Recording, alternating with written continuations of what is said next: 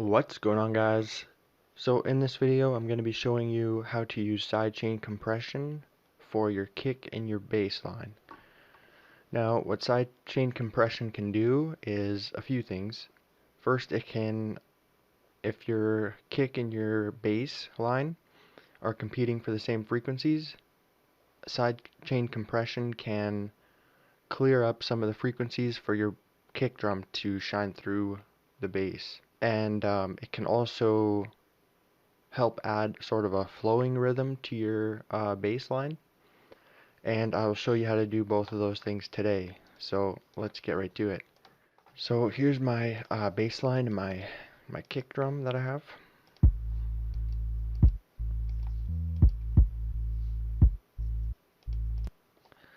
I had a whole beat going on here, but my computer couldn't handle screen recording and all those plugins, so I just got rid of everything else except for what I need to show you. So first we want to grab our kick drum here in our mixer, and then you sidechain to this track. You want to make sure you don't do sidechain to this track only, because you still want it to route to your master, but you want to sidechain to this track. And then once you've done that, then you need to open up a compressor, or I use Fruity Limiter because it's nice and visual, and I find that very helpful. So once you have that open, then you go to the sidechain section here, and it'll be in a different spot depending on what plugin you're using, but I'm using Limiter, so you right click and then boom bap kick. That's my kick drum that I have here sidechained. Alright, so now you got that set up. Now what you want to do, or first, now what happens is when your kick drum hits, this threshold here will be triggered by the kick drum, and the ratio will compress according to how much the kick drum hits.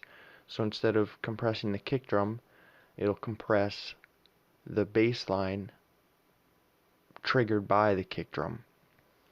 So I'll show you exactly what that looks like.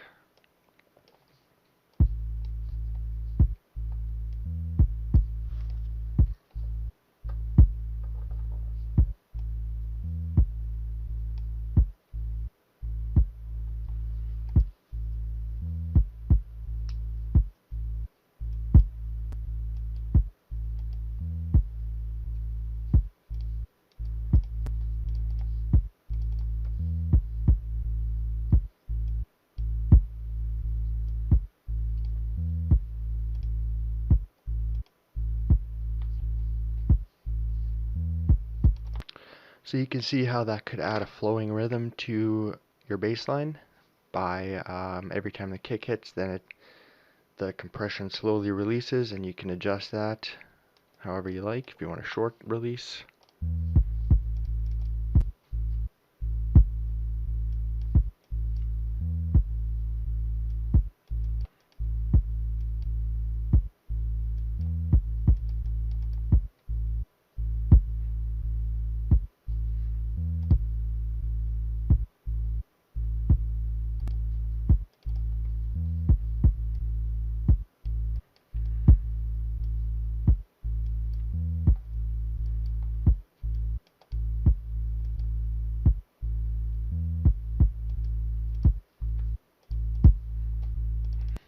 alright, so I think I got that set up pretty good there.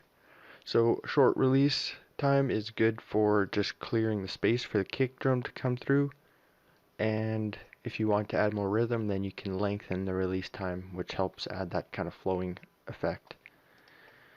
Now I'm just going to grab a hi-hat and make a quick beat here just to demonstrate.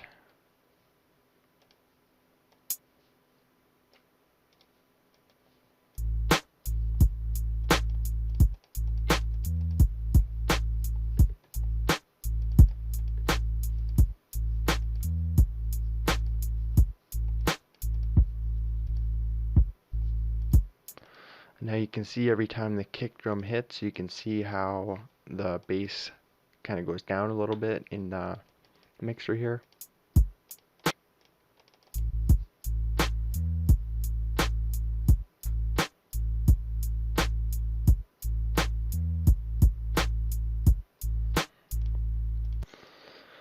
So yeah, that's about it. Sorry I couldn't demonstrate the entire beat. My computer was not having it today. So yeah, if this video is helpful for you, make sure to smash that like button, leave a comment, let me know what you guys thought, and what you guys want to see next. So yeah, thanks for watching guys, and I'll see you in the next video. Peace.